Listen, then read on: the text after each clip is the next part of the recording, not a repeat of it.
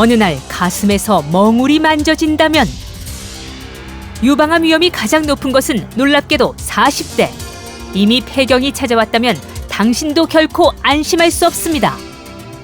유방암을 조기에 발견하기 위한 자가진단법에서부터 절제와 동시에 시술 가능한 재건 성형술까지 집중해부 5가지 키워드로 알아보는 유방암의 모든 것. 동남권 원자력의학원 유방암센터 전창원 센터장과 함께 자세히 알아봅니다.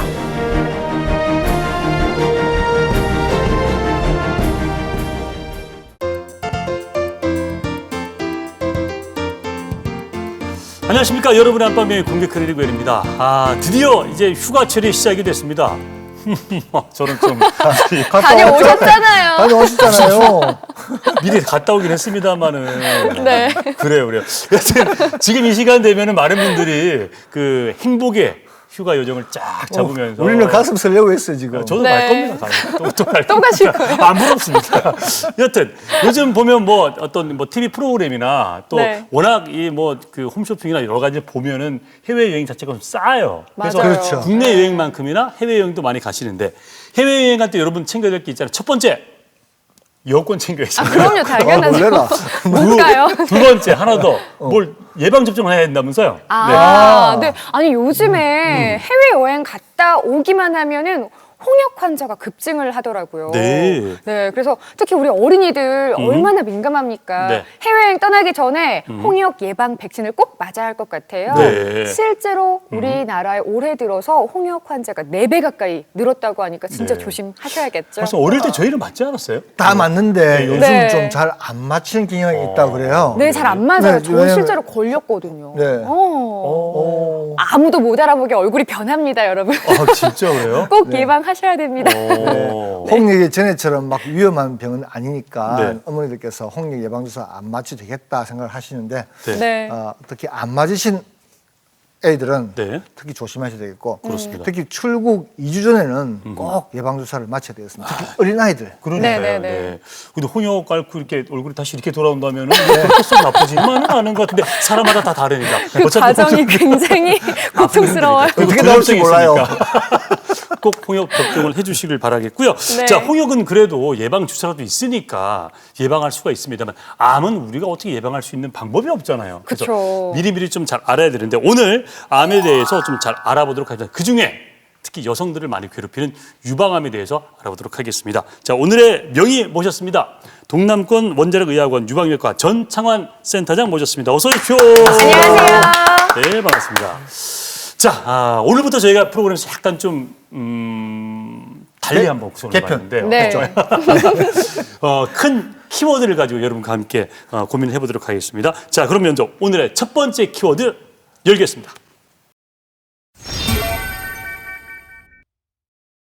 네. 네, 유방암 하면 아무래도 생존율이 좀 높기 때문에 많은 사람들께서 유방암은 착한 암이다라고 생각하시는 사람도 있으시고 특히 유방암 하시는 분들이 또 갑상선을 같이 하세요. 그러다 보니까 갑상선 착한 암이니까 유방암도 덩달아서 착한 암이다 생각하는 분들이 계신데 어떻습니까? 네, 그 유방암은 신체 다른 부위의 암에 비해서 비교적 착한 암으로 여겨지는 경우가 많이 있는데 네. 실제로 꼭 그렇지만은 않습니다. 네. 네. 왜냐하면 많은 수의 여성들이 유방암으로 매년 사망하고 있기 때문입니다. 그렇죠. 맞아요. 네. 생존율에 있어서는 유방암이 우월한 성적을 보이고 있습니다. 2010년도 경우에 우리나라 유방암 환자 전체에서 5년간 상대 생존율이 90.6%로 아주 높은 성적을 보이고 있습니다. 네. 이러한 성적은 실제로 미국의 88.9%, 캐나다 88%, 또 일본의 85.8%에 비해서 아주 세계적으로도 우월한 성적을 보이고 있어서 네. 그나마 이것 가지고 좋은 암이다, 착한 암이다 이렇게 말씀을 하실 수는 있습니다. 네. 근데 우리나라 외과 의사들이 와, 박수 그거 아니에요. 보내주시죠. 저는 지금 그 와, 말씀은 그 말씀 우리나라 대단합니다. 의료 기술이 이렇게 네. 전 세계적으로 참 최고다 이 말씀이시잖아요. 그렇습니다. 네. 근데 이런 축하 말씀에도 불구하고 2011년도에 네. 네. 암으로 사망한 환자 7만 1,000명 중에 유방암 환자가 2,018명, 2.6%를 차지합니다. 네. 그래서 매년 2,000명 이상의 여성들이 유방암으로 사망한다는 것은 결코 이 암이 갑상선암과 비교해서 좋은 암이 될 수 없다는 것을 보여주고 있습니다. 네. 네. 네, 더욱더 나쁜 것은 네.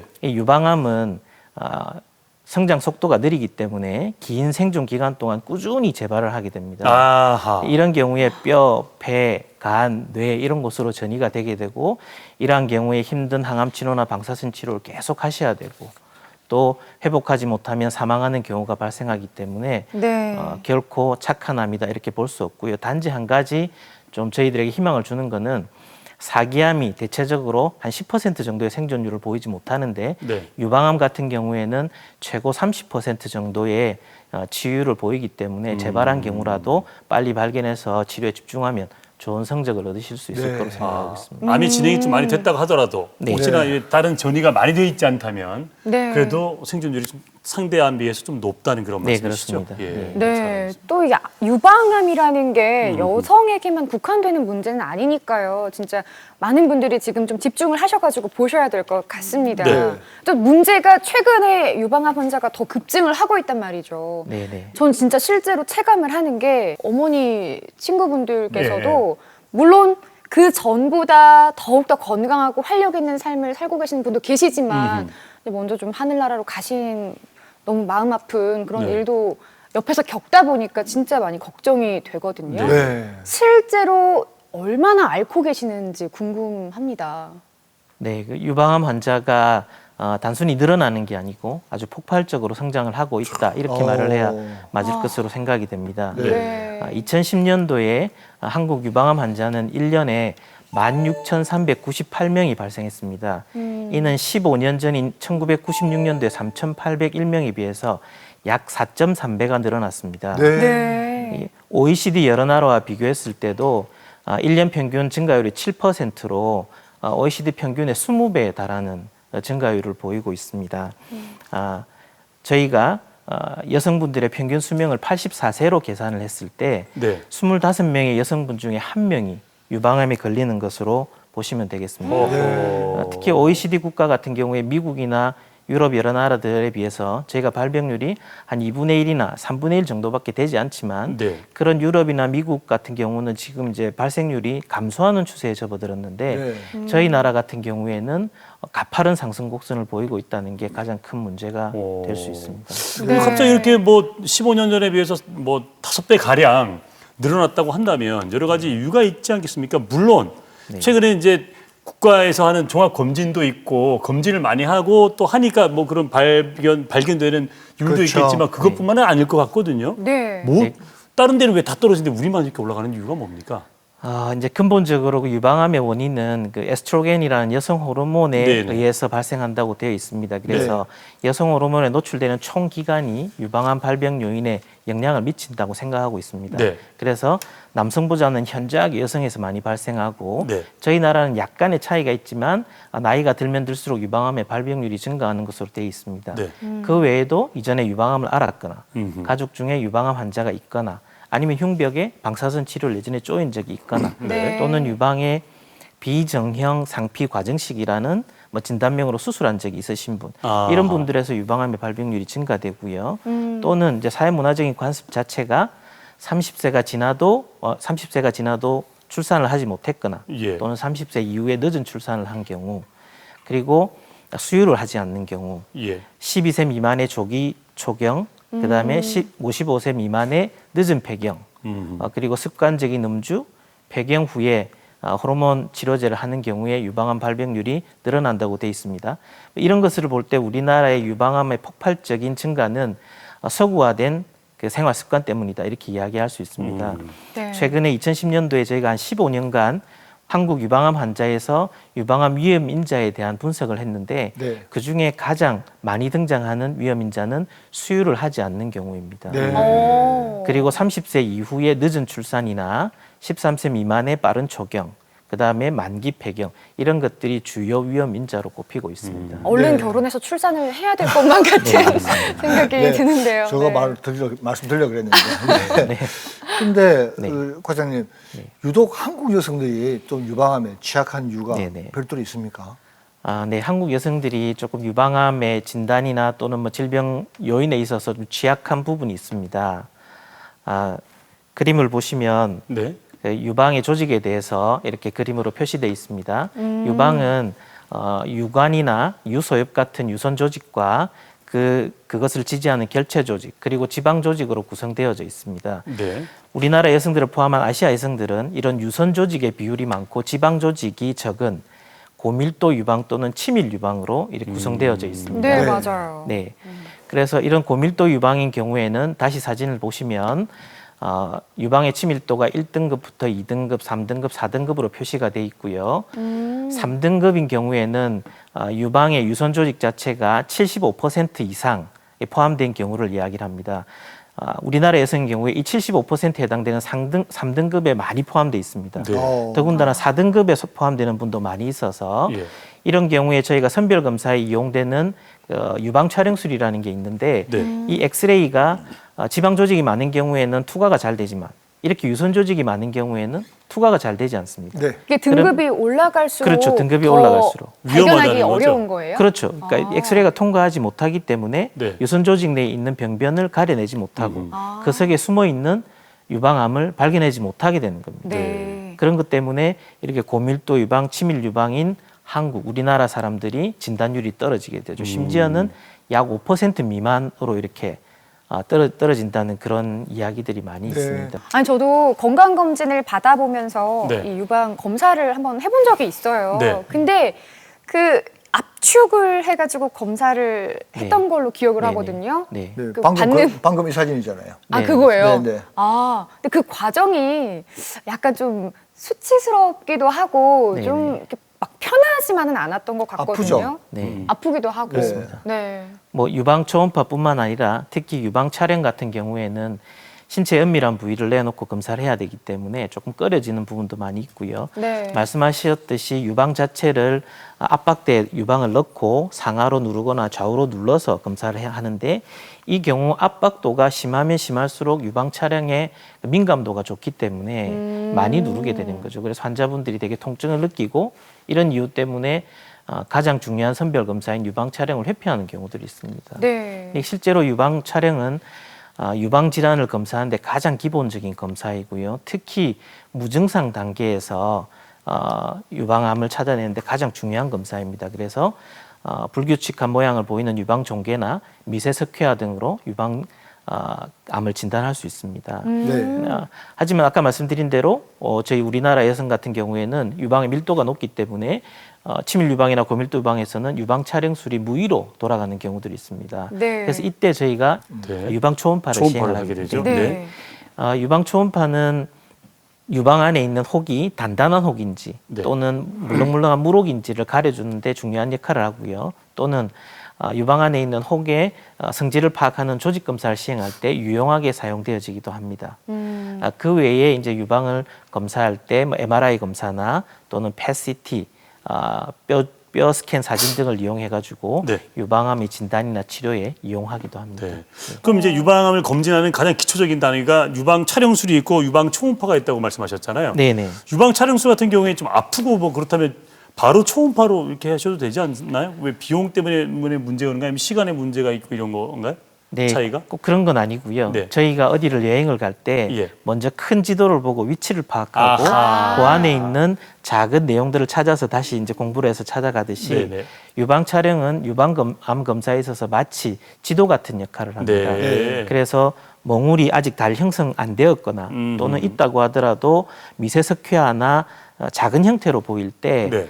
유용한 검사입니다. 근데 난 말씀드린 대로 이 치밀 유방 같은 경우에 이제 해상도가 떨어지기 때문에 네. 초음파를 같이 추가하면 훨씬 좋은 결과로 충실한 진단을 할 수 네. 있게 되는 거죠. 네, 근데 치밀 유방은 발견하기가 어렵다고 하셨는데 네, 네. 얼마나 자주 검사를 해야 이게 좀 네. 조기에 예방을 할 수 있을까요? 네, 이제 그 유방 검진 자체는 본인의 나이나 그 처해 있는 형편에 따라서 좀 차이가 있습니다. 보건복지부와 한국유방암학회가 권하는 유방 검진의 기준은 네. 40세 이상부터 시작하는 겁니다. 네. 40세 이상부터 시작해서 1년이나 2년에 한 번씩 유방 촬영술을 시행하는 것이고요. 네. 이때 치밀 유방이 있는 분들은 추가적으로 초음파를 초음파를 시행을 해야 합니다. 된다. 아하. 이 유방 촬영 같은 경우에는 방사선의 해가 심하기 때문에 가능하면 특별한 병변이 이전에 없는 경우에는 2년에 한 번씩 하시는 게 가장 적당하고요. 초음파 같은 경우에는 방사선의 해가 없기 때문에 어떤 병변 때문에 고민이 되거나 주기적으로 경과관찰 검사를 꾸준히 해야 되는 경우에는 좀 더 짧게 3개월 내지 6개월 만에 한 번 하셔도 문제는 없습니다. 네, 잘 알겠습니다. 자, 오늘 유방암에 대해서 알아보고 있습니다. 저희가 키워드를 알아보는 유방암의 모든 것 여러분과 함께하고 있죠. 자, 오늘 두 번째 키워드를 공개하겠습니다.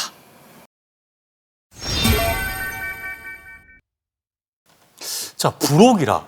부록이면 이제 물론 이제 이 시간을 정해놓은 이 시기가 네. 좀 아주 옛날이기 때문에 네. 그때와 이제 지금은 또 다를 수가 있긴 합니다만 그래도 지금 부록은 40인데 40이면 암을 걱정할 나이는 아니다 싶은데요. 물론 40살부터 좀 병에 많이 걸리긴 합니다만 네. 어떻습니까, 과장님? 네, 40대가 참 좋은 나이긴 한데 예. 네. 불행하게도 우리나라에서는 유방암 발병률이 가장 높은 시기입니다. 어허. 네. 2010년도 통계를 보면 우리나라 유방암 평균 연령은 49세이고요. 네. 이 40대의 유방암 환자가 전체 유방암의 37%를 차지해서 가장 많은 비중을 보이고 있습니다. 네. 그 이후에 이제 50대, 50대, 60대, 30대 이런 순서로 발병률이 높고요. 제일 어린 유방암 환자는 19세이고 네. 가장 나이가 많은 분은 96세로 보고된 바가 오, 있습니다. 19세에서 96세. 그렇습니다. 스펙트럼이 상당히 넓습니다. 네. 네. 근데 이제 전체적으로 유방암 환자는 이제 서구에서는 폐경후 환자에서 이렇게 많이 증가하는 것으로 되어 있는데 네. 저희 나라만 특징적으로 40대에 많고요. 예. 서구에 비해서 한 3배 정도 높은 것으로 이렇게 되어 있습니다. 네. 네. 하지만 일반적으로 유방암은 병의 특성상 나이가 연령이 증가하면 증가할수록 그 발병률이 높은 것이 유방암의 선진국인 서구의 특징입니다. 네. 저희 나라도 우리나라도 수년 전부터 네. 40대 유방암 발병률이 줄고 있고요. 어허. 50대 유방암 발병률이 증가하고 있습니다. 네. 네. 서구의 패턴을 따라간다는 이야기인데 그러네요. 네. 2011년도에 중간 보고를 보면 이게 이제 역전이 됐어요. 2010년도까지는 40대까지 폐경전 환자의 비율이 51.3%. 근데 21년이 되었더니만 50세 이상의 폐경 후 환자가 다시 51.3%로 네. 서서히 저희 나라도 폐경 후 환자가 늘어나는 쪽으로 점점 변하고 있습니다. 네. 알겠습니다. 네. 그러면 이제 조금 유방암 발병되는 시기가 조금 늦춰졌다는 이야기 되겠습니다만은 상당수의 젊은 분들이 유방암을 앓게 되는데요. 이 유방암 다른 암도 마찬가지지만 이렇게 좀 젊을 때 암을 앓게 되면 위험하지 않습니까? 네, 맞습니다. 저희 나라 유방암 환자의 가장 불행한 점이 네. 젊은 시기에 유방암이 네. 많이 발생하는 것입니다. 젊은 시기에 발생할수록 암의 진행 정도가 되게 빨라지고요. 네. 그런 걸로 인해서 예후가 좋지 않고 잦은 재발을 보이는 그런 경우도 있습니다. 네. 심지어는 사망률도 30% 이상을 보이고 있어서 매우 좋지 않은 예후를 보입니다. 그래서 젊은 여성인 경우에 보다 적극적이고 공격적인 방향으로 치료를 시행을 합니다. 네, 그럼에도 불구하고 잦은 재발을 보이는 경우들이 많이 있습니다. 네. 자, 오늘 여성의 많은 것들, 생명부터 많은 것들을 위협하는 유방암에 대해서 알아보고 있습니다. 계속해서 키워드를 알아보는 유방암의 모든 것, 세 번째 키워드 공개하겠습니다.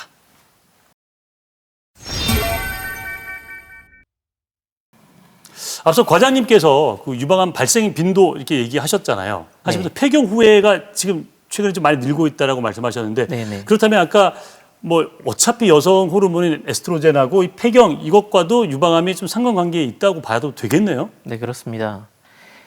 폐경이 되고 나면 여러 가지 호르몬 대사의 변화를 겪게 되는데 네. 이런 호르몬 대사로 인해서 일정 부분 비만이 늘어나는 경우들이 있습니다. 네. 예, 폐경 전에는 난소에서 에스트로겐은 여성 호르몬을 분비하지만 네. 폐경 후에는 지방 조직에서 그 역할을 대체하게 되는데 네. 폐경 후에 비만이 오게 되면 지방 조직이 많이 늘어나게 되고 여기서 에스트로겐 분비가 증가하고 네. 따라서 유방암 발병률이 증가하게 된다는 겁니다. 네. 더불어서 저희가 폐경 후에 호르몬 치료요법에 대한 논란들이 많이 있는데 네. 이런 호르몬 치료 자체가 지방 조직에서 에스트로겐을 만드는 것처럼 우리가 먹는 약이 에스트로겐 양을 체내에서 증가시켜서 유방암을 증가시킨다는 그런 생각들을 갖고 있습니다. 직접적으로 암을 일으키지는 않지만 우리 몸에 평소에 약 3,000개 정도의 암세포가 생긴다고 합니다. 그중에 대부분의 암세포들이 자체적으로 사멸, 우리의 면역 기능에서 깜짝 사멸을 놀랐습니다. 하는데 이런 암세포들이 이제 착생해서 자라려고 할 때 이런 에스트로겐 농도가 조금 더 진작시키는 역할을 하지 않나라는 게 생각이고요. 네. 이런 그 생각들을 뒷받침해 주는 게 미국에서 이제 1997년도에 호르몬 치료요법에 대해서 이 효과를 증명하기 위해서 정상적인 여성들을 대상으로 대규모 연구가 이루어집니다. 한 2만 명 이상들을 여성들을 모아가지고 하게 되는데 이 연구의 그 시간은 10년 정도로 계획이 돼 있었는데 중도에 2002년도에 중단되게 됩니다. 왜요? 네. 이 호르몬을 많이 투여하신 폐경 후에 호르몬을 투여하신 분에서 침습성 유방암의 발병률이 26% 이상 증가한다는 네. 연구가 나왔습니다. 그래서 이 폐경 후에 호르몬 치료 자체가 유방암의 발병률에 영향을 많이 끼친다는 이야기가 있습니다. 그래서 안면 홍조나 뭐 발한 이런 것들을 해결하기 위해서 호르몬 치료제를 드시는 경우에 신중하게 결정하시고 기간, 뭐 할지 말지 기간, 그리고 하기 전에 유방에 대해서 충분히 검사해보고 이런 것들이 필요할 걸로 생각이 됩니다. 네. 잘 알겠습니다. 자, 그 문제는 굉장히 좀 논란이 많은 네, 문제죠. 맞습니다. 어떤 한쪽에서는 먹어도 된다. 그러니까. 먹으면 안 된다 그러는데 어쨌든 이 폐경 이후에 오는 비만이 유방암을 발생시킬 수 있는 확률이 높아진다 하는데 사실 비만 잘 와닿지가 않죠. 이게 어느 정도가 비만이냐. 그렇죠. 이거죠. 예. 과연 어느 정도 이 비만이 어느 정도 악화시킬까 네. 한번 알아보도록 하겠습니다. 네? 살찐 폐경 60세 이후에 10kg이 찌면 유방암 위험이 80% 증가. 정말 80%예요? 내가 말 듣고 너무 놀라셨어요. 아니 진짜 운동 열심히 하겠네요. 당황하셨어요? 의료계에서 이 80%는 굉장한 수치거든요. 네. 거의 뭐 90, 100%니까. 그러게 이건 좀 10kg 심한데? 네. 찌면은 네, 그렇습니다. 여러 가지 연구 결과가 있는데 네. 폐경 후에 비만도에 따른 유방암 위험도를 이제 계산을 했는데 신체 질량 지수, 체질량 지수인 BMI가 5 이상 올라갈 때마다 유방암 발병률이 뭐 9%에서 18% 정도까지 증가한다 이런 이야기도 있고요. 네. 또 네. 폐경 후에 체중의 증가가 1kg씩 늘어날 때마다 유방암 발병률이 1%씩 증가한다는 그런 연구 결과도 있습니다. 네. 근데 이제 보여주신 화면에 60세에서 10kg 이상 증가하면 80% 이상의 발병률이 증가한다. 이건 상당히 좀 충격적인 내용이긴 맞습니다. 합니다. 여러 가지 네. 연구를 비교해봐도. 하지만 이제 보여주신 화면에 대상자들이 60세라는 점은 서구에서는 60세에서 가장 유방암 발병률이 높은 연령이기 때문에 충분히 나올 수 있는 이야기라고 생각이 되어집니다. 네. 살찐 폐경 80% 유방암 증가 뭐 이렇게 확률이 좀 높다라고 말씀을 하신 걸 들으니까 저희가 가만히 있으면서 지금 진행을 할 수가 없어요. 네. TV를 시청하고 계신 많은 어머님들 움직이셔야 될 것 같습니다. 네. 저희가 지금 계속해서 유방암에 대해서 말씀을 드리고 있는데요. 저희가 뭐 자가 진단 방법이라든지 아니면은 뭐 의심 증상까지 알아봐야 할 것들이 너무 많지만 그 전에 제가 소개해드릴 분이 계십니다. 스튜디오 온 지 얼마 됐다고 제가 잠깐 바깥 나들이를 좀 다녀왔어요. 그래요? 네. 네. 제가 어떤 분들을 만나고 왔는지 지금 화면으로 확인하시죠. 부산시 기정군 암센터 한켠에 마련된 강당에선 매주 이렇게 한바탕 신나는 댄스 파티가 벌어집니다. 유방암을 이겨낸 환호의 분들이라는 사실이 믿기지 않을 정도인데요. 환호의 분들 소개 좀 해주세요. 네. 다 같이 지금 좀 여기는 지금 네. 한우에 저희 부회장님이시고요. 네, 반갑습니다. 네. 아니 춤을 너무 열심히 이렇게 다들 멋지게 추시는데요. 몸 괜찮으신 거예요? 예, 일주일마다 한 번씩 하니까 몸들은 다 짱입니다. 오, 진짜 어머님 몸 괜찮으세요? 저도 괜찮습니다. 오. 네, 지금 저는 이제 4년 차거든요. 네. 4년 차인데 저희 건강 회복하는데 많은 도움이 되더라고요. 그래서 굉장히 즐겁게 잘하고 있습니다. 지금까지. 네, 아 진짜. 지금은 이렇게 표정도 너무 좋으시고 너무 아름다우시고 건강하신데 그 병을 아셨을 때는 어떠셨을지도 궁금하거든요. 병을 맨 처음에 알았을 때도 네. 뭐 아니겠지라고 병원 다녔어요. 검사하러 다녔어요. 아, 병원을 다니면서도 네. 아, 설마 아니겠지, 아니겠지라고 다녔어요. 그러니까 차라리 마음이 더 편안하더라고요. 뭐 별다른 통증이 없나 봐요. 예, 통증이 없더라고요. 만지니까 잡히기는 하는데 네. 통증이 없더라고요. 그러니까 아픈 것도 없으니까 남들은 병원에 가도 저 왜 병원에 가는지도 모르지. 어머님은 어떠셨어요? 저는 제가 암 선고를 받을 때 저희 시아버님이 그 말기암 선고를 받으셔가지고 저희 시댁에서는 굉장히 큰 충격이었는데 제가 그 진단을 받고 나서는 아무에게도 말씀을 못 드렸어요. 그래가지고 이제 수술을 날짜를 잡아야 되는데 말씀을 안 드릴 수가 없어가지고 형제분들한테만 이제 이야기를 하고 어머님한테는 말씀을 못 드리고 네. 그러게 놀라실까 봐. 네, 놀라실까 봐 굉장히 마음이 아팠었는데 이제 아버님을 제가 보내드리고 나서 제가 수술을 하게 됐어요.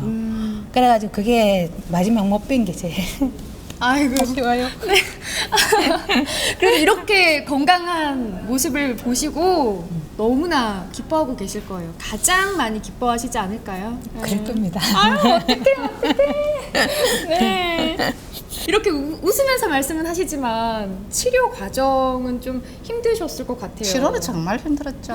얼마나 힘들어요? 겪어보지 않은 사람 몰라요 사실. 모르죠. 그쵸? 다 수술하고 집에 갈 적에 옆에 동료들이 너 집에 가면 일주일이면서 머리카락 빠진다 이래서 안 빠질 줄 알았어요 나는. 근데 빠지셨어요? 정말로 집에 가지고 한 일주일 있으니까 수술하고 한 4주 되니까 잡으니까 쑥쑥 빠지더라고요. 정말요? 지금은 머리가 나신 거예요? 다 다시? 났죠 지금 6년 됐으니까. 빠졌다가 다시 난 예, 거예요? 남들도 다 그렇게 하니까 했는데 머리 깎는 것도 그렇지만 항암할 때 정말 힘들었지. 그게 가장 예. 힘드셔요. 병원에 탁 가다가 병원장이 보이면 거기부터 이제 속이 미싱미싱 하는 거예요. 퇴원할 때까지 항암할 적에 힘들었지. 힘들고 고통스러운 기억이지만 이제는 웃으며 얘기할 수 있을 만큼 건강도 많이 회복되셨는데요. 먹는 것 하나, 운동 하나는 물론이고 삶을 대하는 태도까지 투병 이후 모든 것들이 달라졌다고 합니다. 근데 회장님뿐만 아니라 어머님도 지금 보니까 표정이 굉장히 밝으시거든요. 감사합니다. 어머니도 좀 뭔가 전후에 좀 달라지신 점이 있으세요? 네, 많이 달라졌어요. 어떤 점이요? 저는 성격이 굉장히 내성적인 편이었거든요. 근데 제가 아픔을 해서 네. 성격이 조금 활달해졌고 또 활동도 많이 오히려 하고 아프기 전보다. 예, 예. 네. 좀 주책으로 바뀌는 것 같아요. 그러니까 성격이 그만큼 바뀌었다는 분위기 거예요. 메이커세요? 네. 그렇지도 못해요. 그렇지도 못하는데 워낙 제가 성격이 내성적이었다 보니까 지금은 조금 많이 바뀌었으니까 그때를 비교해가지고 일하면은 제가 이제 조금 뭐랄까 줌마들의 그거 있잖아요. 그런 거로 바뀌었는 거죠. 유방 건강과 조기 검진의 중요성을 알리기 위한 다양한 활동은 물론이고 드래곤보트 경주 대회와 안나푸르나 등반까지 준비하고 있을 만큼 새로운 도전에도 누구보다 적극적입니다. 유방암 이길 수 있다! 환우분들을 직접 수고 많았습니다. 네. 예. 확실히 갔다 오니까 분위기가 훨씬 낫네요. 그렇네요. 매주 좀 부탁드리도록. 아니 근데 진짜 네, 네. 환호 같지 않죠? 예, 예, 네, 예. 그러니까. 긍정의 에너지가 너무 이렇게 느껴져서 저도 좋았어요. 가장 중요합니다. 근데 보니까 드래곤보트의 안나푸르나 등반까지 준비하고 계시다고 하는데 이렇게 되면 주치의로서는 상당히 좀 뿌듯한 이런 일 아닙니까? 그렇습니다. 격려의 한 말씀 좀 해주시죠. 네네네. 방송 보고 계실 텐데. 예. 저희가 이제 환자를 치료할 때 뭐 수술이나 약 이런 걸로 치료하는 방법도 있지만 네. 환자분들끼리 서로 좋은 에너지를 받으면서 치료되는 경우들도 있거든요. 네. 네, 이분들은 진단받았을 때의 그 두려움이나 치료의 고통들을 다 극복하시고 또 보다 나은 삶을 위해서 여러분들끼리 모여서 스포츠 댄스도 하고 네. 노래 교실도 하고 연극 치료도 하고 산행도 하고 여러 가지 프로그램을 통해서 동호회 활동을 열심히 하고 계십니다. 네네. 대외적으로도 그 핑크리본 마라톤 대회나 네. 또는 환우애들끼리 하는 전국 단위 합창 대회가 있습니다. 그래서 저희가 뭐 전국 2위 성적을 거두기도 하고 네. 많은 활동을 하고 계세요. 예. 그래서 이분들이 이렇게 이제 최선을 다하는 모습을 이렇게 보이시면 본인뿐만 아니라 다른 새로운 환자들에게 위로가 되고 그럼요. 또 격려가 되고 희망이 되기 때문에 네. 이분들이 오히려 새로운 치유의 장을 열어주셔가지고 네. 제가 무한한 감사와 존경을 보냅니다. 네. 계속해서 키워드로 알아보는 유방암의 모든 것 자, 네 번째 키워드 공개합니다. 네, 통증 없는 멍울이라고 했는데 저도 이제 뭐 샤워 같은 걸 할 때 한 번씩 만져보긴 합니다. 근데 이 멍울이라는 게 이게 과연 그 멍울인지 좀 구분하기가 쉽지가 네, 않거든요. 그래요. 네. 네, 어떻게 맞습니다. 좀 구분할 수 있을까요? 그 유방암의 가장 흔한 증상은 지금 키워드 같은 통증이 없는 멍울입니다. 전체 유방암 환자의 60%에서 멍울이 만져져서 병원을 방문하시게 됩니다. 하지만 실제로 저희가 멍울을 만지기는 쉽지 않습니다. 네. 저희가 유방을 만질 때 유선 조직이 고루 분포되어 있지 않기 때문에 상당히 울퉁불퉁합니다. 그래서 경험이 없거나 비전문가가 만지면 어디가 멍울인지 잘 모릅니다. 환자분들이 외래를 방문하셔서 어디가 만져지셔서 오셨어요 이렇게 물어보면 뭐 이것도 멍울 같고 저것도 멍울 같고 잘 모르겠다 이렇게 말씀하십니다. 네, 실제 맞아요. 그게 맞는 표현입니다. 네. 그리고 서로 또 멍울이 이렇게 만져진다고 하더라도 이 모든 게 유방암을 시사하지는 않습니다. 네. 만져지는 멍울의 대부분은 섬유선종이나 섬유낭종증 같은 양성혹입니다. 네. 다시 말하면 유방의 정상적인 조직이 좀 덤으로 자라서 멍울이 형성돼 있는 거고요. 많은 분들이 이 양성혹이 혹시 암이 안 될까 걱정하시는데 섬유선종 같은 경우는 유방암과는 거의 무관하고요. 네. 이게 암이 될 확률은 정상적인 유방 조직이 암이 될 확률로 똑같습니다. 그래서 과히 걱정 안 하셔도 됩니다. 네. 유방이 암으로 만져지는 멍울은 이게 만졌을 때 되게 단단하고 그래 주변에 경계가 어디서부터 어디까지 잘 모르겠고 불규칙하고 그리고 주위 조직과 딱 고정돼 있어서 이런 혹이 만져지는 경우는 암으로 의심하고 전문의의 진료를 받으셔야 합니다. 네. 자, 그럼 멍울로 유방암을 의심할 수 있다고 하셨는데 이 멍울 말고는 다른 증상 같은 건 없습니까? 네, 유방에 통증 없는 멍울이 가장 흔한 증상이고요. 그 그림에서 보시는 것처럼 그 무통성 종괴가 유방암의 가장 흔한 증상입니다. 그 외에는 유두 분비물이 있거나 그 피부의 색깔이 변하고 유두의 색깔이 변하고 피부의 표면이나 유두가 딸려 들어가는 그런 증상들이 있을 수 있습니다. 네. 하지만 최근에는 선별 검사나 정기 검진의 확대로 증상이 없는 무증상군 환자들도 많이 늘어나고요. 네. 2010년도 같은 경우에는 이 무증상 환자가 37%에 달했습니다. 네. 어허. 네. 네. 이런 증상 중에 또 유두의 분비물 같은 경우는 뭐 분비물이 있다고 해서 모두 암을 시사하지는 않습니다. 대개는 뭐 네네. 약물의 투여나 양성종양, 유관 확장증이 대부분이고요. 한 10% 정도에서만 유방암의 증상으로 이렇게 받아들여질 수 있습니다. 또 아까 그래픽에 나오지는 않았지만 유방암이 진행된 경우에는 겨드랑이 임파선이나 목에 덩이가 잡히는 경우가 있고요. 또 치료를 시작하기 전에도 이미 전이가 되어서 오시는 분도 있습니다. 네. 그래서 뼈에 전이가 된 경우에는 뼈 통증이 올 수도 있고요. 간에 전이가 된 경우에는 황달과 같은 증상이 나타날 수도 있습니다. 네. 근데 여러 가지 증상 중에서 이 통증, 이 가슴에 오는 네. 통증, 유방의 통증 네. 많이 호소하시는데 네. 이게 뭐 협심증일 수도 있고 폐암일 수도 있고 여러 가지 어허. 좀 유방암도 있을 수 있는데 네. 이 유방암과 통증 관계가 어떻게 됩니까? 네. 그 유방외과에 진료를 받으러 오시는 분 중에 가장 많이 호소하는 증상이 혹시 뭔지 원장님 아십니까? 통증. 그렇습니다. 통증입니까? 네. 네, 힌트 다 주셨어요.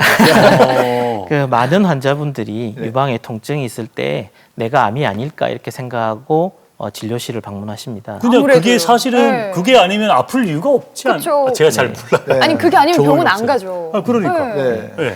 근데 이제 실제적으로 이 유방의 통증과 유방암과의 관계는 상관관계는 한 1.9% 정도밖에 되지 않습니다. 네. 대부분의 통증은 그냥 단순한 호르몬의 영향에 의해서 생기는 예. 그런 것들입니다. 네.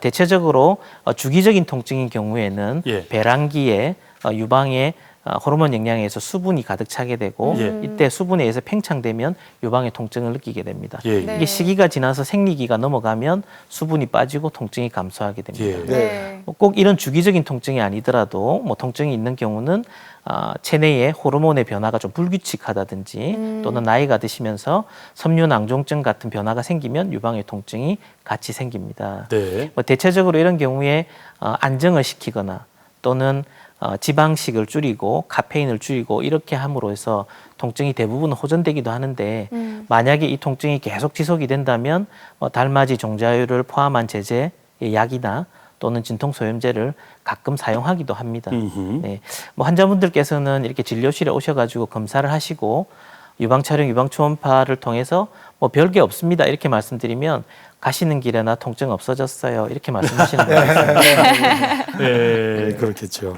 자, 근데 이제 그렇기 때문에 더 중요한 게 이제 그 사전에 미리 예방을 하는 건데 그 예방이 자기 검진이 가능하다는 거 아닙니까, 그죠? 네네. 근데 이게 어디서 어떻게 시작해도 잘 모르는 분들이 네. 좀 많이 계세요. 이거 네네. 구체적인 방법 좀 알려주시죠. 네. 그 유방 자가 검진의 중요성에 대해서는 이미 뭐 여러 매체나 국가 홍보 이런 데서 많이 이렇게 알려져 있는 걸로 알고 있습니다. 네. 제가 생각하기에 자가 검진의 중요한 점은 자가 검진을 시행할 때 뭔가를 찾아내려는 노력을 하시라는 게 아니고 네. 이번 검사와 지난번 검사 사이에 뭔가 다른 변화를 발견해서 그 변화가 있다면 빨리 전문가와 상의를 해보시라는 네. 의미가 이 자가 검진에 이제 담겨져 있습니다. 네. 네. 자가 검진하는 시기는 대체로 폐경전 여성에서는 생리가 끝나고 5일에서 일주일 정도 지난 이후에 네. 그다음에 생리를 안 하시는 분들은 뭐 매달 1일 뭐 혹은 농담 삼아 월급날 하세요 뭐 이런 네. 이야기가 있기는 합니다. 네. 그래서 일정하게 주기적으로 습관적으로 하는 게 가장 중요합니다. 네. 자가 검진하는 방법을 저랑 같이 이렇게 해보시면요. 네. 먼저 이게 거울을 앞에 두고 네. 네. 유방의 변화를 관찰을 합니다. 네. 그래서 피부의 색조의 변화, 멍울이 들어있는 경우에는 양쪽에 비대칭이 생길 수도 있고요. 네. 그래서 또 피부가 안쪽으로 딸려 들어가든지 유두가 안쪽으로 딸려 들어가든지 이런 것들을 보게 됩니다. 네. 3번 그림에서 이게 허리춤에 손을 쥐게 되는데 네. 이런 경우에 유방 뒤쪽에 있는 대흉근을 이렇게 긴장시켜서 피부의 변화나 이런 걸 더 유도하기 때문에 좀 더 좋은 검사가 될 수가 있습니다. 네. 다음 2단계로는 유방을 촉진하는 것입니다. 네. 손가락의 2번, 3번, 4번의 끝마디가 우리 몸에 가장 민감한 부위라고 합니다. 네. 이 손가락 3마디 끝부분을 이용해서 유방 전체를 골고루 이렇게 만져보시는 겁니다. 네. 네. 이때 주의하실 점은 쥐면 안 됩니다. 쥐면 다 멍울처럼 여겨지고요. 꼭 눌러서 이렇게 해보시면 됩니다. 다음은 유두를 아래 위 좌우로 짜서 유두 분비물이 있나 확인해 보시는 겁니다. 네. 네. 이렇게 2단계가 끝나고 3단계는 2단계에서 했던 모든 검사들을 누워서 다시 시행을 하는 겁니다. 누우실 때 등 쪽에 그림에서 보시는 것처럼 수건이나 베개를 받쳐서 앞쪽 가슴을 긴장시켜 가지고 네. 다시 촉진, 그다음에 유두 분비물 확인 이런 과정을 똑같이 거치시면 자가 검진이 끝나게 됩니다. 어허. 몇 네. 살부터 해야 되겠습니까? 자가 검진은 저희가 25살부터 하라고 네. 권하고 있습니다. 네. 네. 잘 알겠습니다. 저는 또 남자분들이 괜히 방심하실까봐 네. 저런 그림에 남성도 좀 넣어주셨으면 뭐 그런 생각을 한번 가져봤고요. 네. 자, 계속해서 키워드로 알아보는 유방암의 모든 것. 오늘 마지막 키워드 공개합니다. 네, 유방을 보존하라.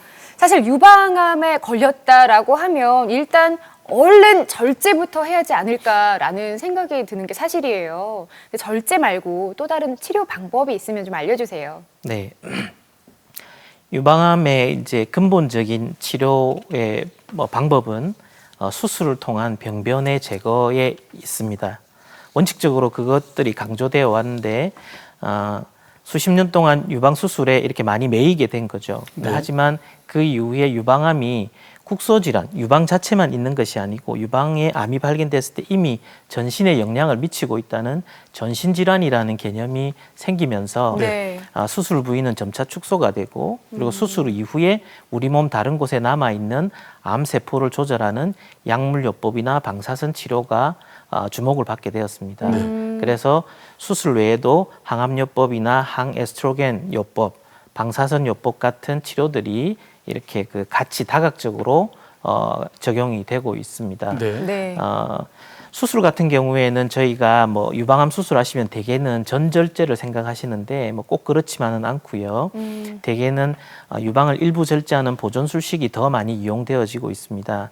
2011년도 유방암 통계를 살펴보면 대개 65.7%에서 전절제가 아닌 일부 절제하는 보존술이 이용됐다고 알려져 있습니다. 네. 그만큼 전절제하는 비율이 많이 줄었다고 이게 볼 수 있습니다. 네. 네. 약물요법이나 방사선요법 같은 경우는 이제 환자에 따라서 맞춤식으로 그때 이제 결정을 하게 되는데 뭐 종양의 크기나 겨드랑이 임파선의 암 침습 여부, 그다음 나이, 폐경 여부, 뭐 호르몬 수용체 여부 이런 거에 따라서 종류들이 다 이렇게 나누어져서 치료가 적용되게 됩니다. 유방암이라는 게 좀 좀 길게 네네. 그 긴 시간 동안 발생하기 때문에 네네. 이게 수술한다고 하더라도 재발할 수 있는 가능성이 크다고 하셨죠. 맞습니다. 네. 그래서 보통 그냥 국소 수술하면 참 좋긴 합니다만 네. 남겨놨을 때 네. 이게 또 재발하진 않느냐 이런 걱정하지 않으실까요? 네, 그 국소 절제, 부분 절제의 방법을 적절히 잘 적용을 했다면 그런 이유는 없습니다. 네. 예를 들어서 그 부분 절제를 하기 위해서 초음파보다 우월한 MRI라는 장비를 이용해서 네. 환자분이 갖고 있는 병변의 범위나 크기 이런 것들을 판단을 해서 다발성이지 않고 크기가 적절히 작고 유두에서 좀 떨어진 좋은 위치에 있는 경우에는 일부 절제를 시행을 하면 네. 전 절제를 시행한 경우와 동일한 재발률을 보입니다. 네, 네. 더불어서 보존술은 이런 전절제술에 비해서 재발률을 높지 않게 하기 위해서 방사선 치료를 추가로 하고 있습니다. 네. 네. 그래서 전절제술과 부분 절제술이 재발률이 거의 차이가 없다는 것은 이미 20-30년 전에 결정난 이야기입니다. 그럼 네. 다 해야 된다 이런 어떤 고정관념도 버려야 된다. 그렇죠. 환자분들한테 수술을 설명을 하면 내가 좀 더 오래 살아야 되는데 이런 수술해가 되느냐 네. 이렇게 말씀하시는 분들이 있는데 확실해 달라 뭐 이렇게 네. 하실 수 있잖아요. 그런 그렇죠? 걱정들은 안 하셔도 됩니다. 뭐 네. 저희들이 부분 절제 못하는 경우에까지 억지로 부분 절제를 시행하지는 않습니다. 그러니까 네. 그렇죠. 예. 유방을 보존하면서 수술을 해도 경과가 좋다는 이 말씀인데 과연 치료 경과가 얼마나 좋은지 좀 더 구체적으로 그리고 얼마나 지나야 좀 더 이렇게 완치 판결을 받을 수 있는지를 알아보고 싶습니다. 네, 그 대부분의 악성 종양인 경우에 저희가 5년간 무병 생존율을 1차 완치라고 이렇게 판정하고 있습니다. 네. 유방암 같은 경우는 2010년도 자료를 설명드렸지만 5년간 상대적인 무병 생존율이 90.6%에 해당됩니다. 네. 상당히 높은 수준이고요. 뭐 서구와 또 아까 박수를 많이 주셨지만 네. 서구와 견줄 수 있는 그런 치료 효과를 보입니다. 네. 더불어서 저희가 항상 강조하지만 조기 진단이 중요한데 조기 진단이 된 경우에는 보다 우월한 치료 성적을 보입니다. 1기인 경우에 대략 한 98%, 네. 2기인 경우에도 91%의 호호. 5년간 네. 생존율을 보이고 있기 때문에 조기에 발견한다면 충분히 좋은 성적을 거둘 수 있고요. 또 저희가 연기나 1기 같은 아주 초기의 유방암 환자가 이 검진이나 선별검사의 확대로 많이 늘어나고 있는데 네. 2011년도의 경우에 이 연기나 1기가 절반 이상인 53.6%를 차지합니다. 그러므로 향후에 5년 정도 더 지난 뒤에는 이게 거의 95% 이상의 생존율을 담보할 수 있지 않을까 저희는 네. 그렇게 생각하고 있습니다. 네. 그렇군요. 요즘에는 그 재건 성형하는 수술도 좀 많이 발전을 했다고 그렇죠. 들었는데요. 어떻습니까? 네, 뭐 저희가 재건하는 경우들이 많이 늘고 있습니다. 2000년도에 저희가 전체 유방암 학회에서 조사한 바에 의하면 1년에 약 99억 건 정도만이 재건 성형을 했습니다. 네. 근데 2010년도에는 812건. 오. 네, 아주 많이 성장을 그러네요. 했죠. 네. 네. 그리고 뭐 이러한 거는 높은 치료 성적이 반영이 되어서 앞으로 점차 더 재건수를 많이 하시게 되지 않을까 네. 생각을 합니다. 네. 실제적으로 유방을 다 절제하시면 환자분들께서는 거울 볼 때마다 눈물이 난다고 하세요. 그렇죠. 네, 그래서 자아 상실감 또는 수치감 이런 것들이 많이 발생하게 되는데 그리고 또 한 가지는 한쪽 유방이 없어지게 되면 몸의 균형감을 상실하시게 됩니다. 그 이후에 척추 변형을 초래하게 되고 네. 세월이 한참 지난 뒤에는 뒤뚱거리는 모습까지 보일 수 있게 됩니다. 그래서 재건 성형이 중요한 점이 있고요. 재건 성형은 이제 시기에 따라서 수술하자마자 유방 조직을 절제하자마자 바로 재건하는 즉시 재건술과 그리고 약물요법이나 방사선 치료가 끝난 이후에 어느 정도 치료가 끝난 이후에 하는 지연 재건술이 있습니다. 이게 최근에는 이 즉시 재건술의 비중이 훨씬 늘어나고 있는데 네. 이제 그런 거는 즉시 재건을 하게 되면 환자가 이제 정서적으로 만족과 안정감을 얻기 때문에 수술 이후에 방사선 치료 또 항암 치료 이런 거에 잘 순응하고 네.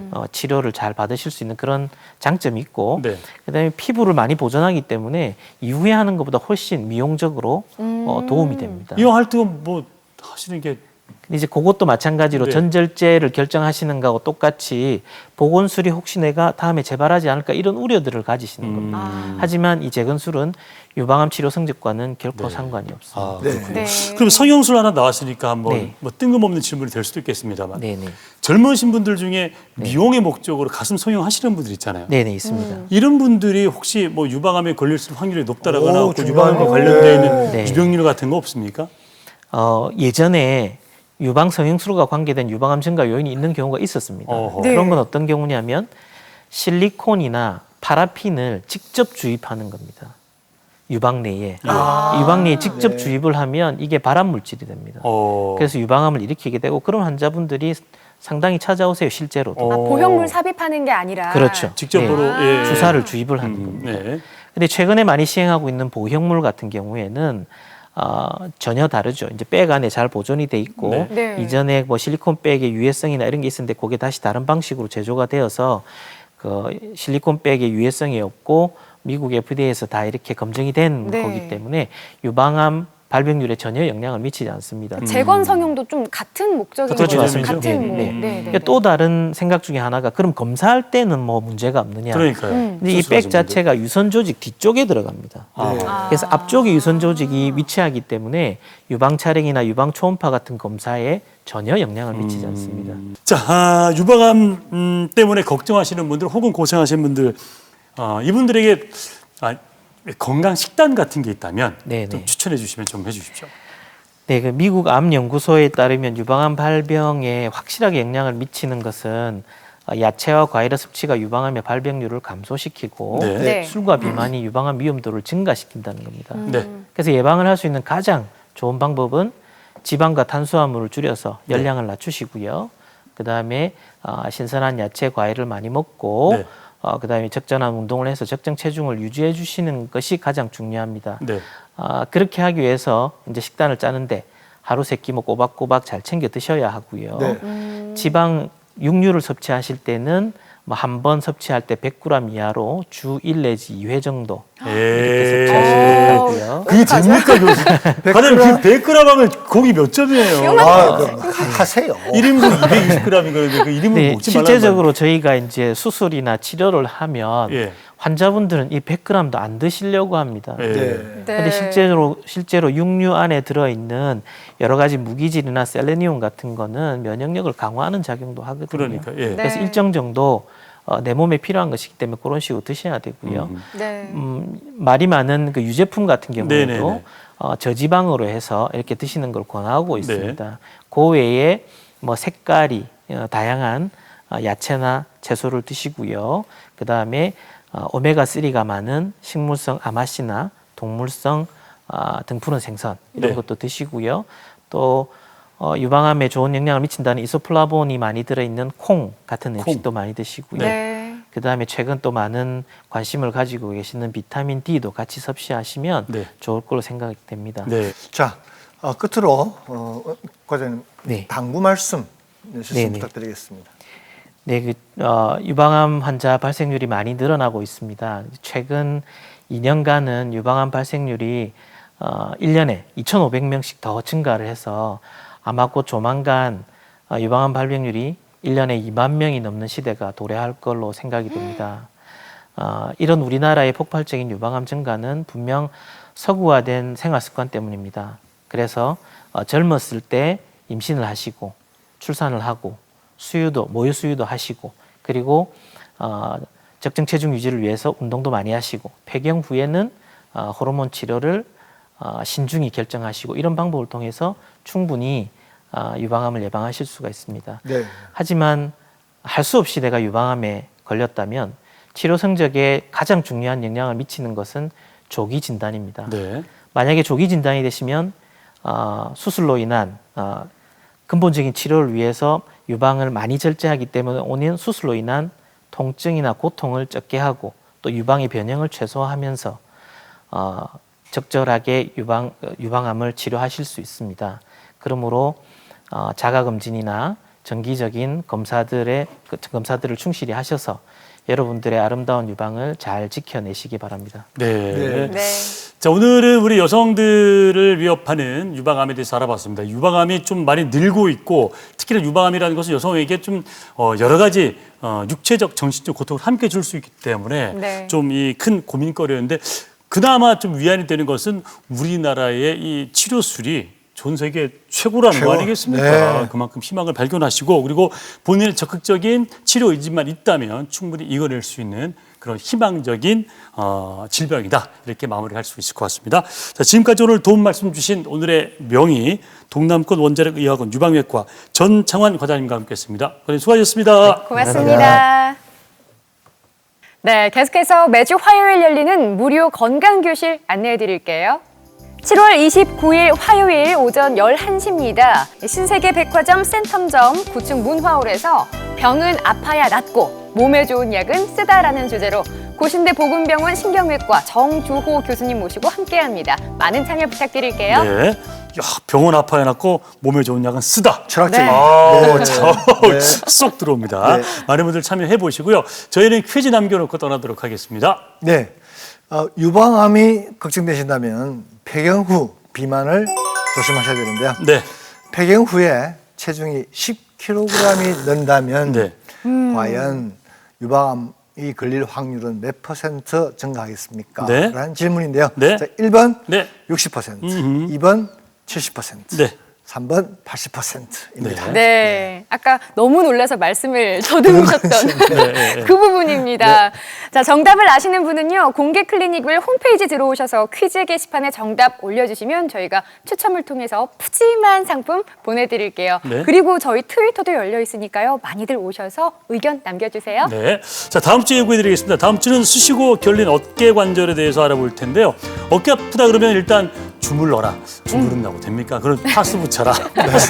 안 됩니다. 그냥 가만 놔뒀다가 자칫 좀 심각한 병으로 이어질 수 있다고 하니까요. 어깨 불편하신 분들 다음 주 저희와 함께 하시면서 시원한 어깨 만들어 보시길 바랍니다.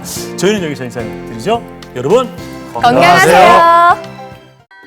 프로그램에 참여해주신 분들께는 추첨을 통해 웰리스 건강식품에서 종합건강검진권을, 자연의 순수함을 담은 천사연구소에서 헤어케어 세트를, 주식회사 JBT에서 관절건강기능식품을, 매혹적인 피부를 위한 선택 벨루스킨에서 앰플 세트를, MB테라피에서 바른자세 척추 건강을 위한 힐링 슈즈를 드립니다.